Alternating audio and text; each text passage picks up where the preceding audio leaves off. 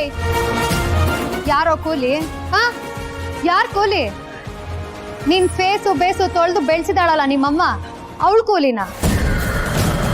ನಿಮ್ ಮನೆಗ್ ತಂದು ಹಾಕ್ತಾರಲ್ಲ ನಿಮ್ಮಪ್ಪ, ಅವ್ರನ್ನ ಕೂಲಿ ಅಂತೇನೋ? ನೋಡು, ನಾನು ತಾಳ್ಮೇಲಿದ್ದಾಗ ತಂಗಾಳಿ, ಕೋಪ ಬಂತೋ ಸುಂಟರ್ ಗಾಳಿ.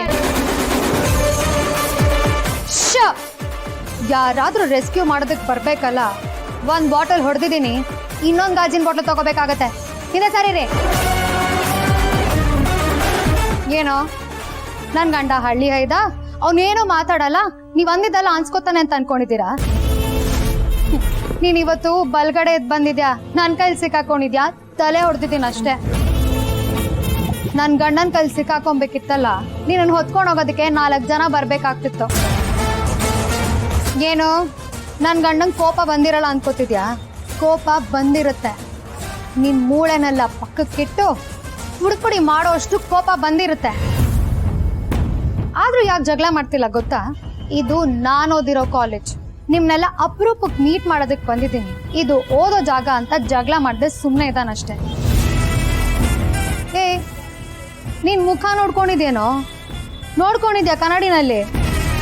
ಅದ್ ಯಾವ ಸಿನಿಮಾ ಐಷಾರಾಮಿ ಜೀವನ ಬಾಳ್ತಿದ್ಯಾ ನೀನು?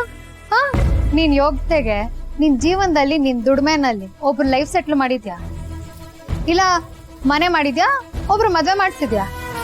ನೀನ್ ಮುಖ ನೋಡ್ತಿದ್ರೆ ನೆಟ್ಟಗ್ ಒಂದ್ ಸತ್ಯನಾರಾಯಣ ಪೂಜೆನೂ ಮಾಡ್ಸಿಲ್ಲ ಅಂತ ಕಾಣಿಸ್ತಿದೆ.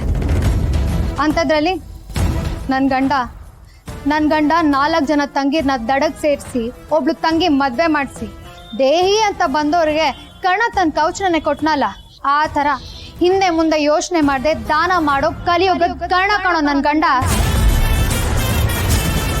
ಅಂತ ನಾನು ನಿಲ್ಸ್ಕೊಂಡು ಅವಮಾನ ಮಾಡ್ತಿದ್ಯಾ? ನನಗ್ ಬರ್ತಿರೋ ಕೋಪಕ್ಕೆ ನಿನ್ ಎದೆ ಮೇಲೆ ಕಾಲಿಟ್ಟು ನೀನವತ್ತು ಹುಟ್ಲಿ ಹಂಚ್ಬಿಡ್ತೇನೆ. ಸಾಕು ಪಾರು, ಬಿಟ್ಬಿಡು. ಅವ್ನ್ ಬುಲ್ಡೆ ಹೊಡೆದಿದ್ಯಾ, ಮಾತಲ್ಲಿ ಹೊಡೆದಿದ್ಯಾ, ಇನ್ ಎದೆ ಮ್ಯಾಕ್ ಒಂದ್ ಕಾಲಿಟ್ಬಿಡ್ಬಿಡ ಪಾರು. ಬಿಡು ಪಾರು, ಬಿಟ್ಬಿಡು. ನಾನ್ ಮೊದ್ಲೇ ಬಡ್ಕೊಂಡೆ, ಪಾರು ಗಂಡನ್ ವಿಷಯದಲ್ಲಿ ರಾಂಗು, ಅವ್ರ ಸುದ್ದಿಗೆ ಹೋಗ್ಬೇಡಿ ಅಂತ. ಕೇಳಿದ್ರೆ ನನ್ ಮಾತು ನೋಡಿ, ಇವಾಗ ರಕ್ತ ಸುರಿತಿದೆ. ಹಲೋ, ಅಷ್ಟೊಂದೇನ್ ತೊಂದರೆ ಆಗಿಲ್ಲ. ಊಟದಲ್ಲಿ ಖಾರ ಇದ್ರೆ ಆರೋಗ್ಯ ಹಾಳು, ಅದೇ ಜೀವನದಲ್ಲಿ ಅಹಂಕಾರ ಇದ್ರೆ ಆಯಸ್ಸೇ ಹಾಳು.